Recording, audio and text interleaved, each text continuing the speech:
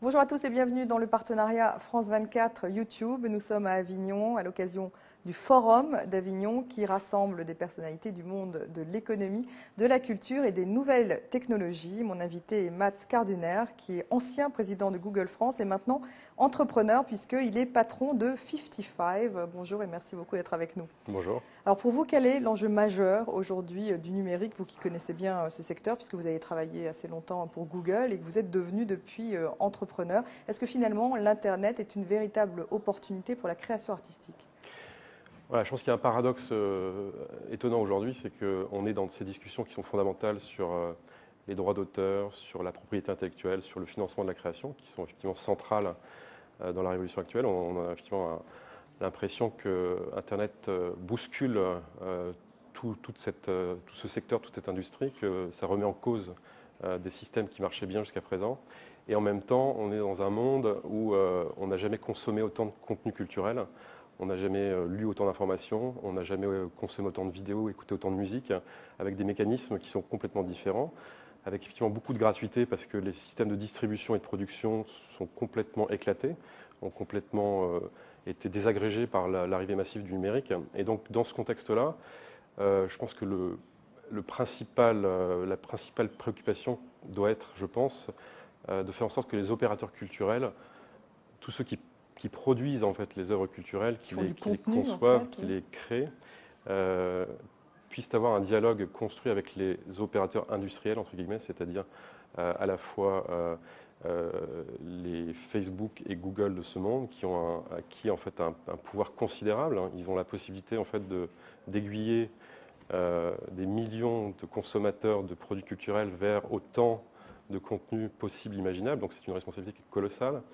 Les opérateurs télécoms, tous ceux qui sont dans les infrastructures, et en fait tout cet écosystème qui pour l'instant est dans une défiance permanente et dans un rapport de force, voilà, c'est progressivement établir le dialogue pour ne pas être dans une panique qui induit voilà, des frictions très violentes, mais plus dans une perspective de long terme. Je pense par exemple que la presse, qui est dans un bouleversement radical, doit pouvoir trouver les moyens de se dire qu'elle va faire sa révolution, non pas en 5 ans, avec la crise financière, la deuxième lame de la crise qui arrive, avec l'effondrement des revenus publicitaires couplés aux problèmes de changement de business model et de problèmes capitalistiques, doit pouvoir se dire je fais ma transition pendant 10 ans et non pas sur les 2-3 ans qui restent. Donc il faut trouver des moyens, je pense, de faire dialoguer tous ces opérateurs. Il faut mettre en place des stratégies de long terme, qu'on soit le diffuseur, l'opérateur, le créateur de contenu, c'est ça que vous êtes en train de dire?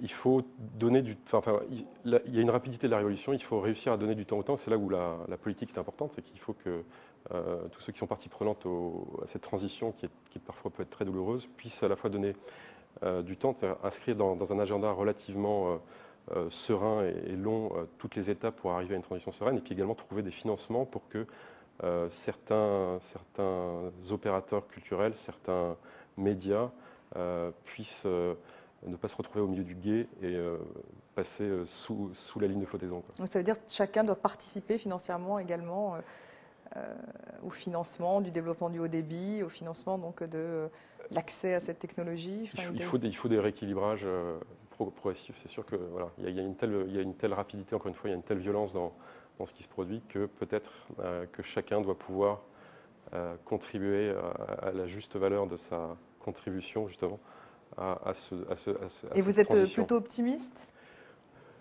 Oui, je suis optimiste. Ouais. Si on n'est pas optimiste dans le secteur de l'Internet, on n'y est pas déjà.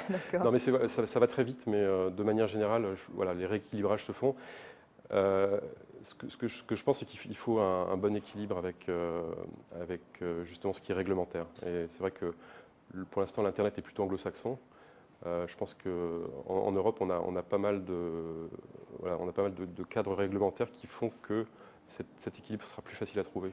Et donc on sera moins dans une transition très douloureuse. Merci beaucoup Mats Carduner et merci à vous de nous avoir suivis.